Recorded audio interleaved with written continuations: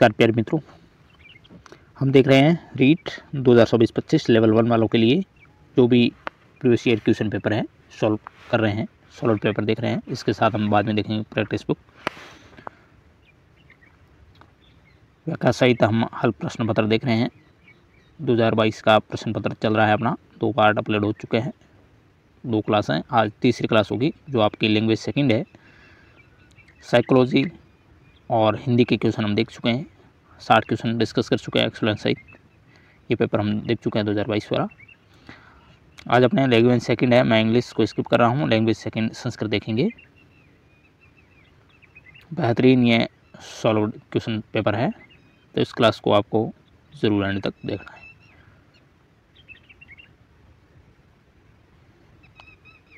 Language अपनी second section, third section है जो लैंग्वेज सेकंड का है। फर्स्ट हिंदी लैंग्वेज हम देख चुके हैं। ये सेक्शन है भाषा भाषा वन आपके संस्कृत है, तो उसको भी देख लेते हैं।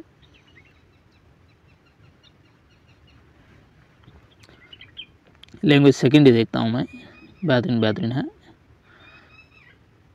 लैंग्वेज फर्स्ट हिंदी और लैंग्वेज सेकंड अपनी जो होती है संस्कृत, वो देखते हैं। बाकी सब स्किप कर रहा हूँ। ये आपको संपूर्ण PDF अपने टेलीग्राम चैनल पर मिलेगी, और टेलीग्राम चैनल है वो, उसकी लिंक आपको डिस्क्रिप्शन में मिलेगी, तो ज़रूर ज्वाइन करें। चलिए, संस्कृत जो लैंग्वेज सेकंड का पहला क्वेश्चन, पहला सवाल है, जो उपचारात्मक शिक्षण होता है, उपचारात्मक शिक्षणे उपचार कार्यम कीदृशं भवेत्। तो छात्र स्तर अनुसार करना है। उपचारात्मक शिक्षण में जो उपचार कार्य है वो किस प्रकार का होता है, तो छात्र के स्तर अनुसार होगा। यानी उपचारात्मक शिक्षण में उपचार का कार्य छात्रों के स्तर अनुसार होता है, जिससे उन्हें आ रही कठिनाइयों को पहचान कर दूर किया जा सके। बेहतरीन क्वेश्चन। सेकंड सवाल है, संस्कृते चतुर्विध भाषा कौशलेषु तृतीय कौशलमस्ति। संस्कृत के जो 4 भाषा कौशल हैं उनमें तीसरा कौशल कौन सा माना जाएगा? तीसरा वो पठन कौशल है। जैसे कि पहला सुनना है, फिर बोलना है, फिर पढ़ना है और फिर लिखना है। तो LSRW क्रम के अनुसार जो तीसरा है वो रीडिंग है, यानी पठन है। 63 क्वेश्चन है, क्लिष्ट शब्दानाम अंशानाम नूतन विचाराणाम सुभाषित वाक्यानाम मुख्य भावनाच स्पष्टीकरणाय क विधि श्रेष्ठकर भवति। यानी जो क्लिष्ट शब्द है उनके अंशों के, नूतन विचारों के, सुभाषित वाक्यों के और मुख्य भाव स्पष्ट करने तो कौन सी विधि श्रेष्ठकर विधि है? तो ऑप्शन बी वो व्याख्या विधि। यानी हम व्याख्या करेंगे तो बच्चे समझ जाएंगे। जैसे कि इसका अर्थ क्या होता है कि जटिल शब्दों, अनुच्छेदों, नए विचारों, कहावतों और प्रमुख भावनाओं को प्रकट करने के लिए व्याख्यान विधि का प्रयोग किया जाता है। तो ऑप्शन बी करेक्ट है। 64 से 68 तक जो गंध्यास आधारित क्वेश्चन है, गंध्यास है, गंध्यास में नहीं पढ़ूंगा। 64 क्वेश्चन है, धनहीन जीवनात् इत्यत्र का विभक्ति। इसमें विभक्ति कौन सी है? धनहीन जीवनात् में पंचमी विभक्ति है। अगला सवाल है, प्राप्तवंत इत्यत्र का प्रत्यय। प्राप्तवंत में प्रत्यय कौन सा है? तो इसमें कित पितु प्रत्यय है। अगला सवाल है, विचार्य इत्यत्र का उपसर्ग। इसमें उपसर्ग कौन सा है? विचार्य में वि उपसर्ग है। 67 क्वेश्चन है, दारिद्र्योपहत इत्यत्र संधि विच्छेद अस्ति। दारिद्र्योपहत, इसके संधि विच्छेद ऑप्शन बी में है, दारिद्र्य धन उपहता। अगला सवाल है, 68 क्वेश्चन है, तत्र एक सृष्ट भैरवानंद नाम योगी निवसते स्म। अत्र वाक्य विशेष्य पदम किम। इनमें विशेष्य पद कौन सा है? योगी। योगी विशेष्य पद है। श्लोक आधारित प्रश्नों के आंसर देने हैं। इसमें श्लोके किम छंद प्रयुक्तम। हम मित्रों 2022 वाला जो पेपर देख रहे हैं रीट लेवल 1 वालों के लिए, इसमें श्लोके किम छंद प्रयुक्तम। इसमें छंद कौन सा है? शार्दूल विक्रीड़तम है, वसंत तिलिका है, मालिनी है, मुद्रकांता है, ऊपर एक, तो इसमें शार्दूल विक्रीड़तम छंद है। 17वां सवाल है, श्री वीर भूमेर गुणे इत्यत्र संधि विच्छेद अस्ति। तो श्री वीर भूमे धन गुणे, वीर भूमेर यहाँ संधि हुई है, तो ऑप्शन सी इसका करेक्ट है। शोधुरणा इत्यत्र का समास। इसमें समास है वो है बहुव्रीहि समास। हरंती इत्यत्र क प्रत्यय, हरंती में प्रत्यय है वो मित्रों 17 प्रत्यय है। माला इत्यत्र लिंग अस्ति, माला का लिंग कौन सा हो गया? स्त्रीलिंग, माला है वो स्त्रीलिंग। 44 लिखे हुए हैं, इसको संस्कृत में लिखा जाता है चतुर्चत्वारिंशत्, चतु यानी 4, चत्वारिंशत् 40। 75 क्वेश्चन है, राम प्रातः 7:30 वादने विद्यालय में गच्छति, रेखांक समय संस्कृत लिख दो। इसको संस्कृत में लिखना 7:30 को क्या कहेंगे? सार्ध सप्तवादने। माहेश्वर सूत्रेषु अच्छ वर्णा कति सन्ति, माहेश्वर सूत्र में जो अच्छ यानी स्वर है वो कितने हैं? तो ऑप्शन सी 9।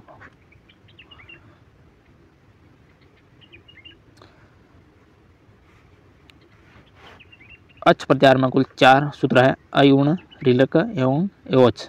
अच्छ 9 प्रत्याहार यानी अ, ई, उ, ऋ, दृ, ए, औ, आई, औ, ये कुल मिला के ये 9 होते हैं। तो 9 है वो संस्कृत में अच्छा है। मन सत्य से शुद्ध होता है, इस वाक्य का संस्कृत में अनुवाद करना है तो मन सत्यन शुद्धयति। ओ इत्यस्तव वर्ण से उच्चारण स्थान अस्ति, ओ का उच्चारण स्थान है कंठोष्टम, औदौ तो कंठोष्टम, इस सूत्र के अनुसार। 79 क्वेश्चन है, अंतस्थ वर्णा सन्ति, अंतस्थ वर्णों की क्रम है, इनमें ये रलवा ये अंतस्थ वर्ण है, येंगो अंतस्था स्मृति के अनुसार ये वाला वर्ण है वो अंतस्थ माने जाते हैं। यन प्रत्याहार में आने वाले वर्ण अंतस्थ माने जाएंगे।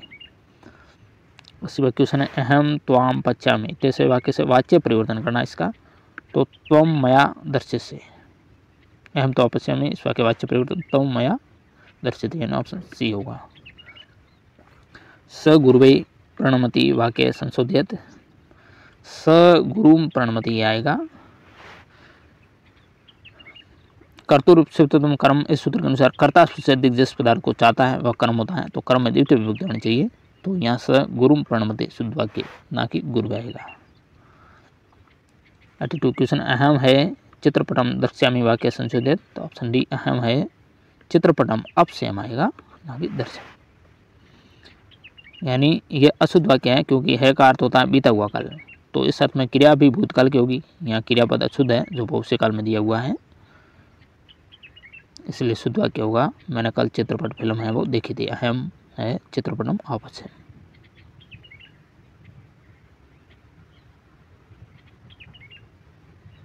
नेक्स्ट सवाल है 83 क्वेश्चन है, सत्संगजा रिक्त स्थान भवन्ति, समुचित पद रिक्त स्थान का पूर्ण करना तो दोष गुणा है, उक्ति है संसंग से दोष गुणा भवन्ति, अर्थात किसी के संग रहने से दोष या गुण होते हैं, ये संस्कृत साहित्य की प्रसिद्ध सूक्ति है, तो रिक्त स्थान में दोष गुणा है वो आएगा। अगला सवाल है शिक्षण विधियों के क्वेश्चन संस्कृत के, पाठशाला विधि अनुसार शिक्षा आरंभ कस्मात् संस्कारात् भवन्ति स्म, समावर्तन संस्कार। पाठशाला विधि अनुसार शिक्षा आरंभ है वो उपनयन संस्कार परम भवति स्म, अर्थात पाठशाला विधि के अनुसार शिक्षा का आरंभ उपनयन संस्कार के बाद होता था। उपनयन संस्कार उपनयन का समझ जाना था, गुरु के समझ जाकर विद्या प्राप्त करना। अच्छा ये तो ऑप्शन ए आएगा, सॉरी ये डी दे रखा है, उपनयन संस्कार के बाद शिक्षा आरंभ होती है, तो ऑप्शन ए इसका सही होगा।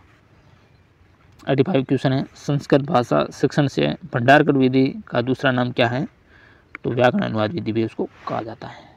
इस विधि का प्रतिपादन भंडारकर महोदय द्वारा किया था, इसलिए इस विधि को भंडारकर विधि भी कहा गया है।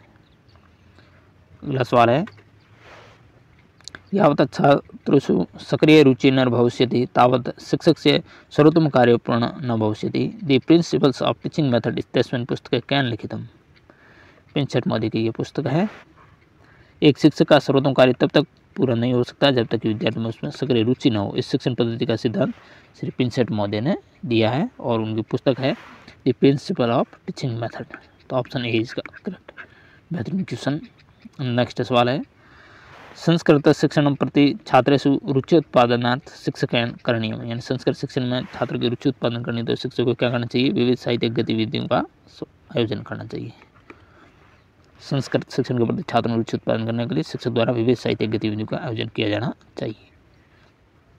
88 सवाल है, संस्कृत शिक्षण में मस्तिष्क के अंदर संगणक साधन कैसा है, संगणक दृश्य साधन है, सर्वे साधन है, दृश्य सर्वे दोनों हैं या किमपि न है। 88 क्वेश्चन का आंसर ऑप्शन सी, संगणक एक दृश्य सर्वे होगा, यानी इसमें हम देख भी सकते हैं और सुन भी सकते हैं। तो ऑप्शन सी, संस्कृत शिक्षण मस्तिष्क यंत्र संगणक दृश्य सर्वे साधनम वर्तते हैं। अगला सवाल है 89, पाठ्य पुस्तक से भाषा की दृश्य स्यात्, तो बालकों के योग्यता अनुसार पाठ्य पुस्तक भाषा बाला नाम योग्यता अनुसार स्टार्ट है, यानी पाठ्य पुस्तक की भाषा बालकों की योग्यता के अनुसार हो, जिससे वह पाठ्य पुस्तक में विद्यमान विषय को ग्रहण कर सके और पाठ्य पुस्तक निरर्थक नहीं होगी। 90वां सवाल है, संस्कृत शिक्षण से मूल्यांकन प्रश्न भवन्ति, संस्कृत शिक्षण में मूल्यांकन प्रश्न होते हैं, ज्ञानात्मक भी होते हैं, भावात्मक होते हैं और क्रियात्मक होते हैं। ये तीनों प्रकार के होने चाहिए। आगे आपके सब्जेक्ट है मैथमेटिक्स, गणित। गणित का पहला क्वेश्चन है, गणित में स्लाइड रूल का उपयोग क्या है? गुणन और भाजन के लिए होता है। इसके अलावा इसका उपयोग वैज्ञानिक कार्यों के मूल, लघु गुणक, त्रिकोणमिति के लिए भी करते हैं। स्लाइड रूल को स्लिप स्टिक भी कहा जाता है। वृत्त का क्षेत्रफल पढ़ाने की सबसे उपयुक्त विधि कौन सी है? तो वो है प्रयोगशाला विधि, लेबोरेटरी मेथड वृत्त का क्षेत्रफल पढ़ाने की सबसे उपयुक्त विधि होगी। नेक्स्ट क्वेश्चन मित्रों, निम्न में से कौन सा कथन गणित की प्रकृति से संबंधित नहीं है? गणित में सामान्य अनुमान का क्षेत्र सीमित है, नहीं, यह सही नहीं है। गणित में अमूर्त प्रत्ययों की व्याख्या होती है। गणित एक सार्वभौमिक विषय है। संख्या स्थान मापन इत्यादि गति के गणित के ये आधार है, संख्या स्थान मापन। गणित में सामान्य अनुमान का क्षेत्र बहुत विस्तृत है, ना कि सीमित है, इसलिए सीमित विषय नहीं हो सकता। 94 क्वेश्चन, शब्द करिकुलम किस भाषा से लिया गया है? तो ये लैटिन भाषा का शब्द है करिकुलम, जिसका अर्थ क्या होता है? दौड़ना। करिकुलम पाठ्यचर्या का अर्थ है वो निश्चित लक्ष्य तक पहुंचने के लिए चलाया जाने वाला पाठ्यक्रम। 95 क्वेश्चन, गणित में सारणी बनाना किस विशेष उद्देश्य के अंतर्गत आता है? तो यहाँ आएगा कौशल, स्किल के अंतर्गत सारणी बनाना आएगा। 10,20,305 का सही अंक रूप, इनको अंकों में लिखना है तो ऑप्शन ए में है वो सही है। नेक्स्ट 97 क्वेश्चन है, मैथ के सवाल है जो हल किए हुए आपको ये इजी क्वेश्चन है। आप जरूर पीडीएफ के रूप में इसको मिलान करें टेलीग्राम पर देख करके, या पेपर आपने मिलान जरूर किया होगा। मैं सीधे लिए चलता हूँ आपको अपने सब्जेक्ट पर्यावरण अध्ययन में। पर्यावरण अध्ययन के क्वेश्चन देख लो, बेहतरीन क्वेश्चन है।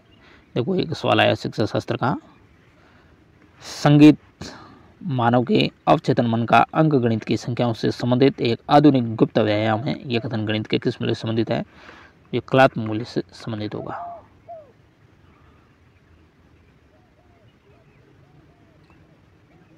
गणित का मूल्य कलात्मक, सौंदर्यात्मक, आनंददायक होता है। गणित में मूल्य गणितीय विषय वस्तु और ज्ञान की प्रकृति को दर्शाता है। निरीक्षण करो और सीखो के सिद्धांत पर कौन सी विधि आधारित है? तो वो विधि है प्रयोगशाला विधि। गणित सभ्यता एवं संस्कृति का दर्पण है, यह कथन किसने दिया? बेहतरीन क्वेश्चन है, हॉगबैन का ये कथन है, रिपीट हो सकता है। इसके अलावा मित्रों लॉक का कथन क्या है? गणित वह मार्ग है जिसके द्वारा बच्चों के मन या मस्तिष्क में तर्क करने की आदत स्थापित होती है। यानी लॉक ने क्या कहा है कि मन या मस्तिष्क का लॉक है वो खुल जाता है, आपको जानना है, लॉक खुल जाता है, यानी तर्क करने की आदत स्थापित होती है। गैलीलियो ने क्या कहा था? गणित वह भाषा जिसमें परमेश्वर ने संपूर्ण जगत या ब्रह्मांड को लिखा है। गैलीलियो ब्रह्मांड लिखता है। निदानात्मक परीक्षण का उद्देश्य क्या होना चाहिए? गणित विषय के अध्ययन और अध्यापन प्रक्रिया में सुधार करना, यह होना चाहिए निदानात्मक परीक्षण का उद्देश्य। इसके अलावा क्या और उद्देश्य हैं? यह विशेष रूप से शिक्षार्थियों के अधिगम की कठिनाई को दूर करने के लिए किया जाता है। ये परीक्षण गणित विषय के अध्ययन और अध्यापन प्रक्रिया में सुधार भी करता है, और ये परीक्षण शिक्षक और छात्रों को विषय के साथ उनके कारणों को पहचानने में भी सक्षम बनाता है। प्राथमिक स्तर पर खेल खेल में गणित शिक्षण कराने के लिए कौन सी व्यवस्था लागू नहीं होती है? व्याख्यान या लेक्चर नहीं देना, कभी भी मॉन्टेसरी पद्धति यूज करनी है, किंडरगार्टन और डाल्टन भी करनी है। अब सेक्शन आपके 5 है, वो है ईवीएस एनवायरमेंटल स्टडीज, पर्यावरण अध्ययन से जुड़े हुए क्वेश्चन एक्सप्लेन सहित इनको देख लेते हैं। रबी की फसल का उदाहरण है अलसी। अलसी रबी की फसल है। मक्का, मूंगफली, सोयाबीन ये खरीफ की फसल है। शीत ऋतु यानी अक्टूबर से मार्च तक उगाई जाने वाली फसल रबी की फसल है। इनके उदाहरण रबी की फसलों में गेहूँ भी आएगा, चना, मटर, सरसों। बेहतरीन क्वेश्चन था ये। मूल्यांकन का मुख्य उद्देश्य क्या है? अधिगमकर्ता की उपलब्धि और सुधार लाना। बाल केंद्रित शिक्षा में कौन सा तत्व नहीं होता है? निष्क्रियता कभी नहीं होगी, इनएक्टिविटी नहीं होती है, ऑप्शन बी आएगा। अगला सवाल है, प्राचीन काल में संदेशों का संचार है वो कौन से माध्यम से होता था? तो हरकारे प्राचीन समय में संदेशों का संचार करते थे। श्रव्य दृश्य शिक्षण अधिगम सामग्री उदाहरण इनमें से कौन सा है? टेलीविजन। टेलीविजन को हम सुन भी सकते हैं और देख भी सकते हैं। इसके अलावा रेडियो, टेप रिकॉर्डर, ये श्रव्य शिक्षण अधिगम सामग्री उदाहरण, और bulletin board, spin board, notice board ये दृश्य शिक्षण अधिगम सामग्री के उदाहरण है। फूलडोल का मेला कहाँ लगता है? बेहतरीन क्वेश्चन। फूलडोल शाहपुरा भीलवाड़ा। ये मेला कब लगता है?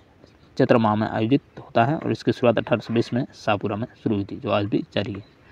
इससे पूर्व ये मेला राजस्थान के भीलवाड़ा जिले में लगता था। आपके पिताजी के साले की माँ से आपके क्या रिश्ता है? रिलेशन से जुड़ा हुआ पर्यावरण में क्वेश्चन। आपके पिताजी के साले की माँ से आपका क्या रिश्ता है? तो क्या होगा भाई? मामी हो, नानी होगा, सॉरी नानी। 128वां इसका क्वेश्चन, इसका बी आएगा यानी नानी। 128वां सवाल है, निम्न में से कौन सा सूर्य का निकटतम ग्रह है? सूर्य का सबसे निकटतम ग्रह मरकरी है, बुध है, जो सबसे छोटा भी है और निकट है। सूर्य से उनकी बढ़ती दूरी के संदर्भ में ग्रहों का क्रम है पूछा जाए, सबसे निकट है बुध, फिर सेकंड नंबर शुक्र, फिर पृथ्वी।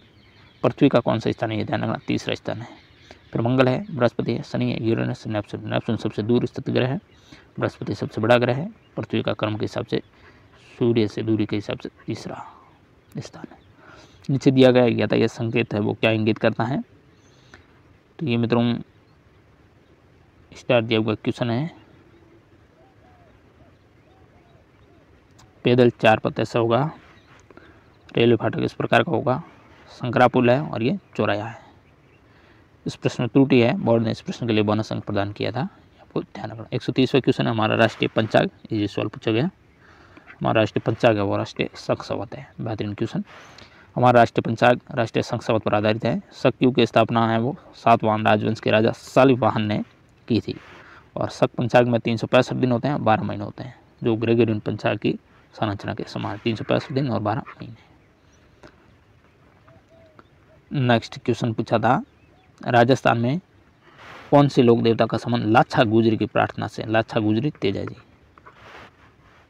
तेजाजी ने गोरक्षा के लिए अपने आंदोलनकारी बलिदान के कारण लोक देवता की श्रेणी में प्रवेश किए थे। तेजाजी का जन्म 1076 ईस्वी में नागौर जिले के खरनाल गांव में हुआ था। सड़क मार्ग यातायात के साधनों के सही समूह है, ऑप्शन सी में बस, ट्रक, ई रिक्शा सड़क मार्ग यातायात के साधन है। किस रोग के कारण रक्त में प्लेटलेट्स की संख्या वो कम हो जाती है? तो वो रोग है डेंगू। डेंगू के कारण प्लेटलेट्स की संख्या घट जाती है, और ये होता है मुख्य रूप से मच्छर के जीनस एंडीज इजिप्टी द्वारा ये होता है। इस रोग में रक्त प्रवाह थक्का बनाने वाली कोशिकाओं जो प्लेटलेट्स है उनकी संख्या कम हो जाती है। इससे आघात, आंतरिक रक्तस्राव, अंग विफलता और व्यक्ति की मृत्यु भी हो सकती है। जिनमें से किसको राजस्थान का मैनचेस्टर है वो कहा जाता है? तो वो है भीलवाड़ा। मेवाड़ क्षेत्र का शहर है भीलवाड़ा को टेक्सटाइल सिटी के नाम से भी जाना जाता है, जयपुर को गुलाबी शहर के नाम से जाना जाता है। सोनार दुर्ग कहाँ स्थित है? सोनार दुर्ग है वो जैसलमेर में, ऑप्शन ए इसका करेक्ट होगा। ये दुर्ग है वो त्रिकूट पहाड़ी पर है। इसका निर्माण राव जैसल द्वारा प्रारंभ किया गया और पूर्ण किया था इसका शाहवाहन सेकंड 1164 द्वारा।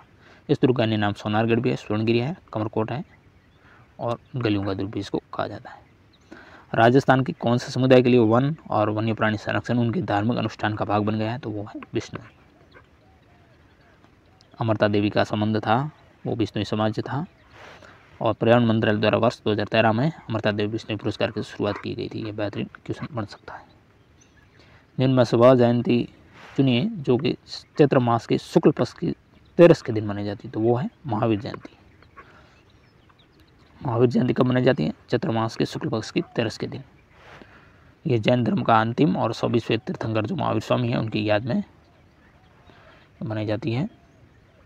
599 ईस्वी पूर्व से 527 ईस्वी पूर्व उनका जन्मकाल था। 138वां क्वेश्चन है, हिमाचल प्रदेश में जल संग्रहण की पुरानी संकल्पना का नाम क्या था? कुला। ये नहर सिंचाई की स्थानीय प्रणाली है। इस प्रणाली में नदियों में बहने वाले पानी को मानव निर्मित चैनलों में बदल दिया जाता था। चैनल पानी को पहाड़ी के नीचे के गांव में ले जाते थे। नेक्स्ट क्वेश्चन यह भी बेहतरीन क्वेश्चन है। नमामि गंगे अभियान का शुभारंभ कभी किया गया था? तो 2014 में नरेंद्र मोदी द्वारा किया गया था। ये सारे सवाल मित्रों आपके EVS RBSE बुक से उठाए गए हैं। यह नमामि गंगे परियोजना केंद्र सरकार की योजना है और इसे वर्ष 2014 में शुरू किया गया। सरकार द्वारा इस परियोजना की शुरुआत गंगा नदी के प्रदूषण को कम करने और गंगा नदी को पुनर्जीवित करने के उद्देश्य से की गई थी। अगला सवाल है, मगरमच्छ जो प्राणी जगत के किस संवर्ग का माना जाएगा? तो यह सरीसृप या रिप्टिलिया। मगरमच्छ प्राणी जगत के सरीसृप संवर्ग में आएगा। सरीसृप नाम प्राणियों के रेंगने या सरकने के द्वारा गमन के कारण है और यह सब स्थलीय प्राणी है जिनका शरीर शुष्क सल्कयुक्त त्वचा से ढका रहता है। इस संवर्ग के अन्य प्राणी भी देख लो, क्लिलॉन यानी टर्टल है, टेस्टुडो टॉर्टाइज है, कैमलियन यानी वृक्ष छिपकली एलिगेटर है। सूर्य नगरी किसका नाम है? जोधपुर। जोधपुर को क्या कहा जाता है? सन सिटी।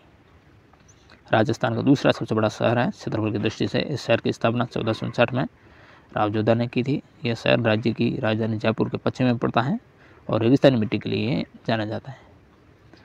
वहीं पूरे वर्ष यहाँ पर सूरज है वो चमकता रहता है और मौसम साफ रहता है। ऐसे में इस शहर को सूर्य नगरी यानी सन सिटी कहा गया।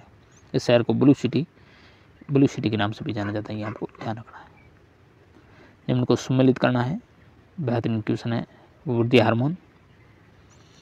वृद्धि हार्मोन क्या करता है? अंगों में वृद्धि को प्रेरित करता है, भी आएगा। इंसुलिन क्या करता है? रक्त में शर्करा स्तर का नियमन करता है। इंसुलिन रक्त में शर्करा का नियमन करता है। टेस्टोस्टेरोन है वो नर में, ये प्रोजेस्टेरोन तो मादा में लैंगिक लक्षणों का नियमन करता है और टेस्टोस्टेरोन होता है वो होता है नर में लैंगिक लक्षणों का नियमन करता है। तो ये सवाल बहुत बेहतरीन क्वेश्चन था। सम्मिलित भी आप देख लो यहाँ पे। वृद्धि हार्मोन अंगों में वृद्धि प्रेरित करना, इंसुलिन रक्त में शर्करा स्तर का नियमन, टेस्टोस्टेरोन नर में होते हैं लैंगिक लक्षणों का नियमन, प्रोजेस्टेरोन मादा में होते हैं जो लैंगिक लक्षणों का नियमन करते हैं। खादी के बने वस्त्रों की कीमत पर विशेष छूट कब दी जाती है?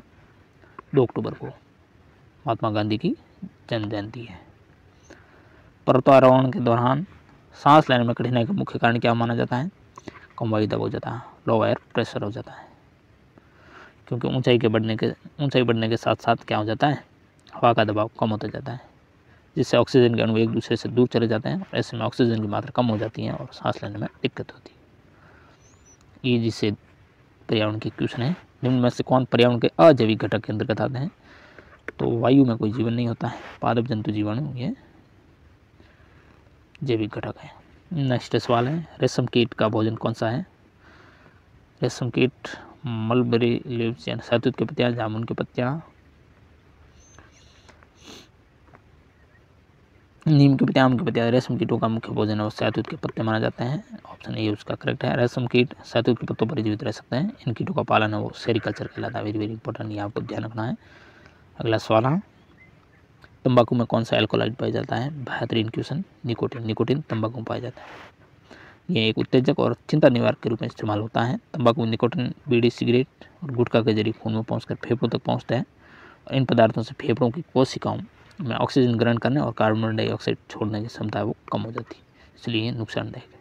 रेबीज रोग का कारण क्या है? वायरस यानी रेबीज एक विषाणु जनित बीमारी है। यह राबो न्यूक्लिक एसिड यानी RNA वायरस के कारण होता है, जो पागल जानवर जैसे कुत्ते, बिल्ली, बंदर इनके लार्व मौजूद होता है और ये एक संक्रमित पशु के काटने के बाद अनिवार्य रूप से फैलता है, जिससे घाव में लार और वायरस का निक्षेपण होता रहता है। जंतु से प्राप्त रेशा का उदाहरण कौन सा है? सिल्क, रेशम। ये जंतु से प्राप्त रेशों का उदाहरण रेशम है, ऊन है, जूट है, ये प्राकृतिक रेशे हैं। पॉलिएस्टर, नायलॉन, एक्रेलिक ये कृत्रिम रेशों के उदाहरण है। बेहतरीन ये क्वेश्चन। अंतिम सवाल, इनमें से कौन सा जल प्रदूषण का मानवीय स्रोत नहीं है? ह्यूमस मैटर, ह्यूमस पदार्थ है वो कोई मानव जल प्रदूषण नहीं करता। घरेलू बहिस्राव है, वाहित जल है, औद्योगिक बहिस्राव है। जबकि ह्यूमस पदार्थ जल प्रदूषण का ये मानवीय स्रोत नहीं है। ह्यूमस है वो मिट्टी में मौजूद काला कार्बनिक पदार्थ है जो पौधे और पशु पदार्थों के अपघटन से ये बनता है। तो इस प्रकार हमने 2022 का संपूर्ण क्वेश्चन पेपर है वो मित्रों हल किया। 2022 का संपूर्ण पेपर हल हो गया अपना। रीट L1 वालों के लिए वो भी व्याख्या सहित मित्रों नेक्स्ट अपन देखेंगे 2021 का रीटेल 1 वालों का पेपर। तो क्लास कैसी लगी जरूर लाइक करें, चैनल पर नया तो सब्सक्राइब करें, और इसकी PDF है वो आपको टेलीग्राम चैनल पर मिलेगी, तो टेलीग्राम जरूर ज्वाइन करिएगा। Thank you very much. Next मिलते हैं। इस संपूर्ण हमने इस 2022 का पेपर है 3 भागों में बटाया। क्लास ये तीसरी थी, तो क्लास 1 और 2 भी अपलोड हो चुकी है, वो भी जरूर देखिए, ये भी जरूर देखिए संपूर्ण question paper. Thank you very much.